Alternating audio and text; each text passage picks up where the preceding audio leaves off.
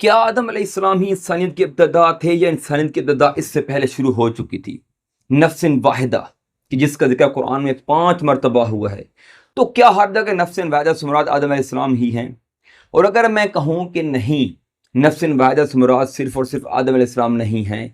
تو پھر آپ کا سوال ہوگا کہ آخر نفس واحدہ کی حقیقت کیا ہے؟ ایک خلیہ، صرف ایک زندہ خلیہ، ایک ایسا نقطہ آغاز کہ جس سے زندگی کی لاتعداد شکل نمودار ہوئیں، تو کیا نفس واحدہ زندگی کی اسی نقطہ آغاز کی طرف ایک اشارہ ہے؟ دوستو، آج ہم قرآنی آیات کو قرآن ہی کی نظر سے اور روایتی انداز سے ہٹ کر دیکھیں گے، اور اس کا نتیجہ انشاءاللہ آپ کو حیران کر دے گا، اور آپ کی الجھنوں کی گرہیں کھلتی چلی جائیں گی، اور شاید آپ کی زندگی کا سب سے بڑا سوال کہ زندگی کی ابتدا کیسے ہوئی یا انسانیت کی ابتدا کیسے ہوئی، اس کا جواب انشاءاللہ آپ کو مل جائے گا۔ اس ویڈیو کو باقاعدہ آغاز سے پہلے چینل کو سبسکرائب کر لیں اور بیل آئیکن کو پریس کر لیں۔ قرآن شریف میں ٹوٹل 5 مقامات پر نفس واحدہ کا ذکر ہوا ہے، جن میں 4 مقامات پر تو نفس واحدہ سے انسانوں کی تخلیق کا ذکر ہے، جبکہ ایک مقام پر نفس واحدہ کسی اور ہی سیاق میں آیا ہے۔ کیونکہ ہمارا موضوع انسان کی تخلیق پر ہے، تو ہم ان 4 مقامات کو تفصیل سے دیکھیں گے۔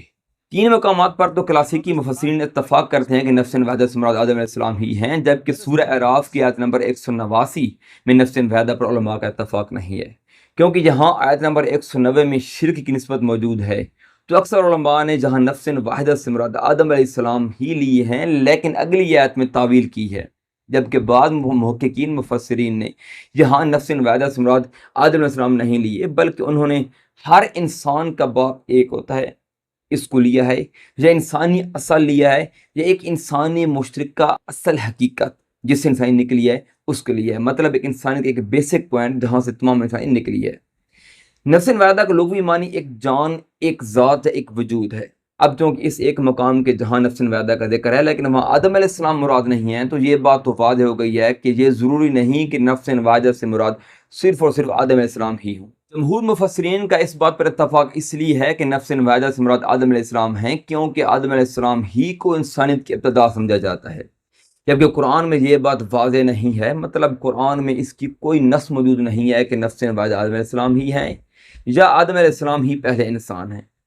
اگر یہاں نفس واحدہ کو ایک فرد واحد یعنی آدم علیہ السلام کے بجائے ایک مشترکہ انسانی اصل یا انسان کی اوریجن کے طور پر دیکھا جائے، تو سورہ نساء سورہ نمبر 4 آیت نمبر 1 کا یہ مفہوم بنتا ہے کہ تمام انسان ایک مشترکہ انسانی اصل سے آئے، اور اسی انسانی اصل سے اس کو زوج پیدا کیا گیا، مطلب ایک جوڑا، اور پھر اسی جوڑے سے پوری زمین پر مرد اور عورت پھیل گئے۔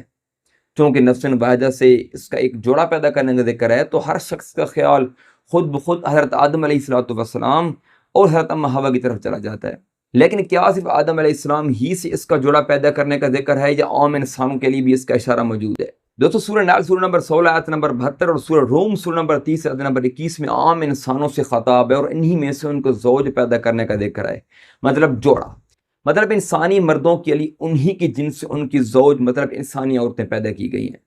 اس آیت میں لفظ منہا اور زوجہا استعمال ہوئے ہیں، مطلب ایک وجود میں سے اس کا جوڑا، ایک کاؤنٹر پارٹ، ایک پیئر۔ یہ تو میں پچھلی ویڈیو میں بتا چکا ہوں کہ زوجین سے مراد لازمی مؤنث اور مذکر نہیں ہوتے، یہ اس کا جوڑا نہیں ہوتا، بلکہ ایک کاؤنٹر پارٹ ہوتا ہے، مطلب ڈویلٹی کا نظام، جس طرح دن اور رات، گرمی اور سردی وغیرہ۔ اور جہاں لفظ منہا سے مراد یہ ضروری نہیں کہ لٹرلی اسی میں سے اس کا جوڑا پیدا کیا گیا ہو، جیسے کہا جاتا ہے کہ آدم علیہ السلام ہی کی پسلی سے حضرت ام حوا کی تخلیق ہوئی، بلکہ یہ اس کی جنس میں سے یا اس کی اصل میں سے، اس کی بنیادی ماخذ میں سے جوڑا پیدا کرنا بھی مراد لیا جا سکتا ہے، جیسا کہ سورہ نور سورہ نمبر 24 آیت نمبر 45 میں اور سورہ انبیاء سورہ نمبر 21 آیت نمبر 30 میں ہر جاندار چیز کو پانی سے پیدا کرنے کا ذکر ہے۔ یہاں بھی لفظ من استعمال ہوا ہے، تو اس کا یہ مطلب نہیں کہ ہر چیز لٹرلی پانی میں سے تخلیق کی گئی ہے، بلکہ یہاں اس کا مقصد ہے کہ زندگی کی ہر شکل میں پانی کے عنصر کو ہونا ضروری ہے، اور پانی ہی سے زندگی پیدا ہوتی ہے اور اسی سے پنپتی ہے۔ اس لیے تو سائنسدان جس بھی سارے زندگی کی تلاش کرنے کی کوشش کرتے ہیں، تو وہ وہاں سب سے پہلے پانی ہی کی تلاش کرتے ہیں، پانی کا پتہ کرتے ہیں۔ اگر اس شے پر پانی ہوا تو اس کا مطلب ہے وہاں زندگی ہو سکتی ہے یا ہوگی، اور اگر پانی نہیں ہوا تو وہاں زندگی ناممکن ہے۔ مطلب پانی ہی اب تک کی معلوم زندگی کا ماخذ ہے۔ اب اگر یہاں نفس واحدہ سے مراد کوئی خاص شخصیت نہ لی جائے، بلکہ انسانی اصل لی جائے، وہ انسانی اصل جو تمام انسانوں کو ایک وحدت مطلب انسانی سے جوڑتی ہے۔ اگر انسانی اصل کو مثال سے سمجھا جائے تو اس سے مراد یہ ہے کہ انسان اپنی رنگ، نسل اور دیگر اختلافات کے باوجود بھی انسان ہی کہلاتے ہیں۔ دنیا کے ایک کونے کا شخص دوسرے کونے کے شخص سے قد میں، رنگ میں، زبان میں، رہن سہن میں، مذہب میں اور عقائد و نظریات میں مختلف ہوتا ہے، بعض دفعہ تو متضاد ہوتا ہے، پھر بھی دونوں انسان ہیں۔ دونوں کی اصل یہی انسانی وحدت ہے، ایک انسانی اصل۔ ایک بندر جو انسانوں جیسی جسمانی ساخت رکھتا ہے، ہاتھ پاؤں رکھتا ہے، دو آنکھیں رکھتا ہے، لیکن پھر بھی وہ انسانی وحدت میں شمار نہیں ہوتا۔ تو اس آیت کا ایک تشریحی مفہوم یہ بھی ہو سکتا ہے کہ ہم انسان ایک ہی وحدت سے تعلق رکھتے ہیں اور ہمیں اسی وحدت میں سے پیدا کیا گیا، اور اسی اصل اور اسی وحدت اور اسی جنس میں سے کثیر تعداد میں مردوں اور عورتوں کو پیدا کیا گیا اور زمین پر پھیلا دیا۔ دوستو، اس انٹرپریٹیشن مطلب تشریح کو تو آپ جانے گئے ہوں گے، یہ ایک فلسفیانہ تصور ہے، لیکن کیا نفس واحدہ کو فلسفیانہ تصور سے ہٹ کر ایک باقاعدہ بایولوجیکل لینس سے دیکھا جا سکتا ہے؟ تو چلیے چیک کرتے ہیں۔ اگر سورہ نساء کی آیت نمبر 1 میں موجود لفظ نفس واحدہ کو پہلا بایولوجیکل اوریجن پوائنٹ لیا جائے، مطلب پہلا بایولوجیکل نقطہ آغاز، اس آیت کو آسان مفہوم میں کو اس طرح سمجھا جا سکتا ہے۔ پہلا بنیادی نقطہ آغاز میں سے ایک جوڑا مطلب ایک کاؤنٹر پارٹ نکالا گیا اور ان کے بیچ ایک تولیدی سلسلہ شروع ہوا، اور اس تولیدی سلسلے میں سے کثیر تعداد میں مردوں اور عورتوں کو پیدا کیا گیا، اور اس طرح یہ سلسلہ چل نکلا۔ دوستو، قرآن آیات کی یہ تشریحات جدید لینس سے دیکھی گئی ہیں، اس لیے کلاسیکی تشریحات سے مطابقت نہیں رکھتی، اس لیے ان تشریحات کو مطلب ان انٹرپریٹیشنز کو حرف آخر کے طور پر نہیں دیکھا جا سکتا، اور یہ نہیں کہا جا سکتا کہ لٹرلی قرآن کی یہی مراد ہے۔ یہ ایک پاسبل انٹرپریٹیشن ہے جس میں غلطی کے امکانات بہرحال موجود ہیں۔ اللہ تعالیٰ کمی بیشی معاف فرمائے۔ چونکہ نفس واحدہ کے بارے میں قرآن میں صحیح الفاظ میں نہیں آیا ہے کہ اس سے مراد آدم علیہ السلام ہیں، اور عربی لغت میں نفس واحدہ کی معنی کے لحاظ سے وسعت رکھتا ہے۔ اس کے معنی کانٹیکسٹ مطلب سیاق و سباق کے حساب سے بدل سکتے ہیں، اور اگر لغوی حساب سے دیکھا جائے تو نفس واحدہ سے مراد ایک ایسا وجود جو اپنی شناخت رکھتا ہو، یا ایک ایسا وجود جو اپنے آپ میں مکمل ہو، ایک ایسی اکائی جو اپنی الگ سے شناخت رکھتی ہو۔ تو اس چیز کو نظر میں رکھتے ہوئے نفس واحدہ سے پہلا یونی سیلر آرگنزم یعنی مطلب ایک یک خلوی جاندار مراد لیا جا سکتا ہے۔ سورہ نام سورہ نمبر 6 آیت نمبر 98 کا مفہوم کو اس طرح ہے، اور اللہ نے نفس واحدہ سے تمہاری ابتدا کی اور پھر تمہارا مستقل ٹھکانہ اور عارضی ٹھکانہ بنایا۔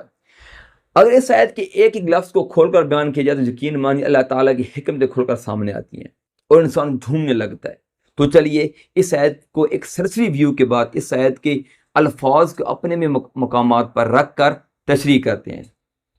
دوستو، یہ آیت میں 4 الفاظ ایسے ہیں جن کی تشریح جہاں کرنا ضروری ہے۔ سب سے پہلا لفظ آتا ہے انشا۔ اس کا مطلب ہے ابتدا کرنا، کسی چیز کو یا کسی پروسیس کو انیشیٹ کرنا۔ عام طور پر اس لفظ کا معنی پیدا کرنا لیا جاتا ہے، لیکن اس کا حقیقی معنی کسی چیز کی ابتدا کرنا ہوتا ہے۔ اس سے آگے آتا ہے لفظ نفس واحدہ۔ اس لفظ کی چونکہ میں پہلے تشریح کر چکا ہوں، یہاں صرف اس سے مراد پہلا بیسک پوائنٹ یا یونی سیلولر جاندار لیں گے۔ آگے 2 لفظ استعمال ہوتے ہیں، مستقر اور مستودع۔ ان الفاظ کی تفسیر علماء نے الگ الگ انداز سے کی ہے۔ کئی علماء نے مستقر سے مراد دنیا میں رہائش لیا ہے، اور مستودع سے مراد باپ کی پیٹھ یا ماں کا پیٹ لیا ہے۔ کئی علماء نے مستودع سے مراد مرنے کے بعد انسان کے ٹھکانہ لیا ہے کہ جب انسان مرنے کے بعد قبر یا عالم برزخ میں ہوتا ہے، اور مستقر سے مراد وہ مقام جہاں انسان اپنی زندگی مکمل کرتا ہے، مطلب ہماری دنیا۔ ان شارٹ ان الفاظ کی تفصیل بہت وسیع معنوں میں کی جا سکتی ہے، لیکن اگر اس کو نفس واحدہ مطلب سنگل لیونگ سیل سے جوڑا جائے تو ایک خاص مقام جہاں ایک خاص وقت کے لیے وہ سنگل لیونگ سیل زندہ رہا اور اگلا ارتقائی مرحلہ طے کرنے کے لیے تیاری کرتا رہا۔ دوستو، پہلے مستقر اور مستودع کو آسان زبان میں سمجھ لیتے ہیں، پھر اس آیت کی تفصیل زیادہ بہتر طور پر سمجھ آئے گی۔ عربی لفظ مستقر سے مراد ایک مستقل رہائش ہے، مطلب ایک ایسا مقام جہاں کوئی چیز مستقل طور پر رہنے لگے، اور مستودع سے مراد کسی چیز کا کسی جگہ پر عارضی طور پر رہنا یا امانتاً رہنا۔ اب اگر نفس واحدہ سے مراد سنگل لیونگ سیل لیا جائے تو مستقر سے مراد زندگی کا اس زمین پر مستقل طور پر پیدا ہونا اور رہنا، اور مستودع سے مراد اس زندگی کا مختلف ارتقائی مراحل میں سے ہر مرحلے میں امانتاً یا عارضی طور پر رہنا اور اپنے آپ کو ڈیولپ کرنا ہو سکتا ہے۔ مطلب سنگل لیونگ سیل پیدا کیا گیا، اسے مستقل طور پر اس دنیا میں رکھا گیا، اور پھر ارتقائی مراحل میں اسے ہر مرحلے میں امانتاً رکھا گیا، اور اس طرح سنگل لیونگ سیل باقاعدہ مختلف سپیشیز میں ڈیولپ ہوتا گیا۔ سورہ نام کے آیت نمبر 2 میں اللہ تعالیٰ کے فرمان کا مفہوم ہے کہ اور وہی ہے جس نے تمہیں مٹی سے پیدا کیا اور پھر ایک وقت مقرر کیا۔ یہاں مقرر وقت کے لیے لفظ قضا اجلا استعمال ہوا ہے۔ عمومی تفاسیر میں اس سے مراد انسان کی موت کا وقت لیا جاتا ہے کہ اللہ تعالیٰ نے انسان کی موت کا وقت لکھ دیا ہے، اور اسی آیت میں آگے اجل مسمہ کے الفاظ آتے ہیں اور انہیں قیامت کے طور پر لیا جاتا ہے۔ لیکن اگر لغوی اعتبار سے دیکھا جائے تو اجل سے مراد ایک مقررہ وقت لیا جا سکتا ہے، ایک ٹائم پیریڈ، اور وہ ٹائم پیریڈ یا مقررہ وقت 1000 سال کا بھی ہو سکتا ہے، 10,000 سال کا بھی ہو سکتا ہے، مطلب ایک بہت بڑا پیریڈ آف ٹائم بھی لیا جا سکتا ہے، جبکہ ایک سیکنڈ بھی مراد لیا جا سکتا ہے۔ لیکن سورہ دہر، سورہ نمبر 76 جسے سورہ انسان بھی کہا جاتا ہے کہتے ہیں، اس کی آیت نمبر 1 میں اللہ تعالیٰ کے فرمان کا مفہوم ہے کہ انسان پر ایک ایسا وقت بھی گزرا ہے کہ وہ کوئی قابل ذکر چیز نہ تھا۔ یہاں لفظ دہر استعمال ہوا ہے۔ عام طور پر دہر سے مراد ایک انتہائی لمبا وقت لیا جاتا ہے، ایک لانگ پیریڈ آف ٹائم، مطلب ایک ایسا وقت گزرا ہے انسان پر، ایک بہت لمبا وقت کہ جس وقت میں وہ ایک قابل ذکر چیز نہ تھا، مطلب ایک غیر اہم اور بے وقت سی چیز تھا۔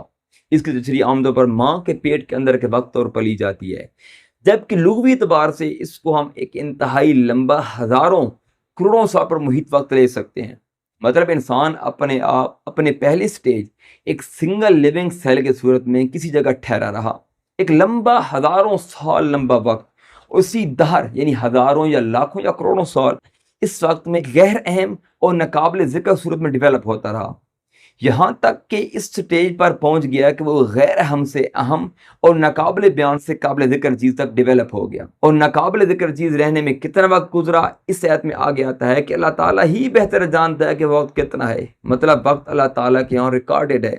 اللہ تعالیٰ کو معلوم ہے۔ اور آگے اللہ تعالیٰ فرماتے ہیں کہ پھر بھی تم شک کرتے ہو، مطلب اپنی تخلیق اور اپنی جی اٹھنے پر۔ دوستو سورہ دار ہی کی ایسے انسان اور آدم علیہ السلام کو الگ الگ مراد لیا جا سکتا ہے، کیونکہ آدم علیہ السلام تو شروع ہی سے قابل ذکر تھے، اتنے قابل ذکر تھے کہ فرشتوں تک کو انہیں سجدہ کرنے کا حکم دیا گیا،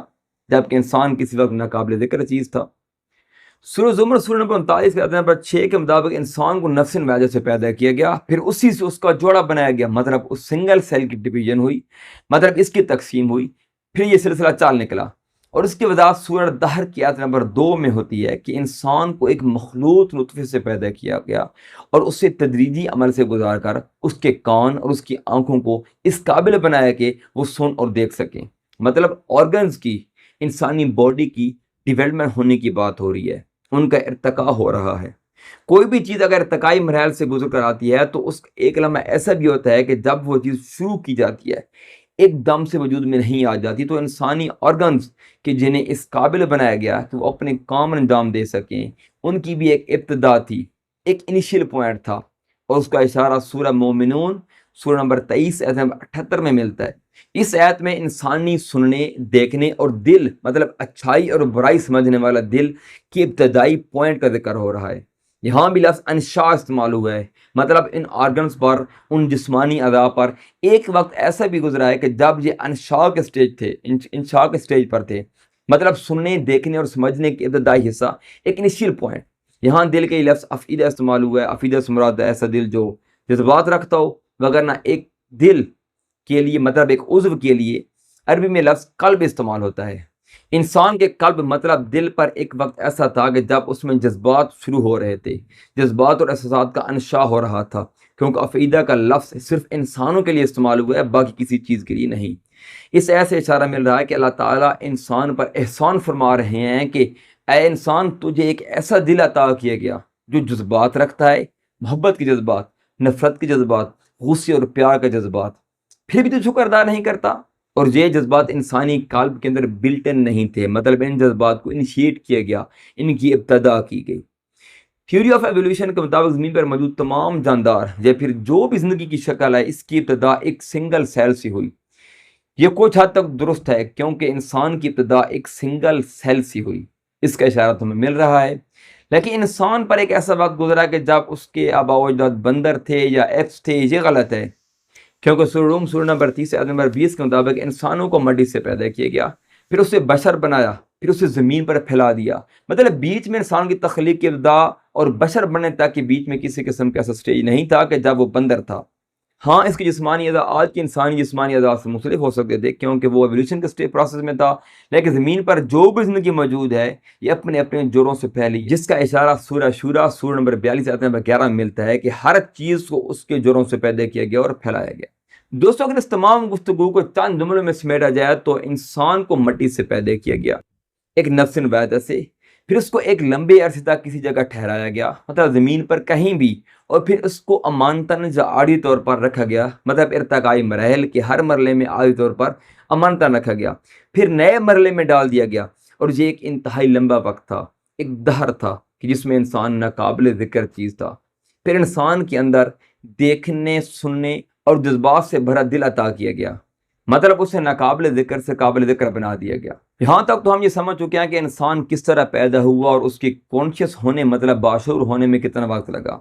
آگے ہم دیکھیں گے کہ آدم علیہ السلام سے پہلے لٹرلی انسان ہی آباد تھے اس دنیا پر،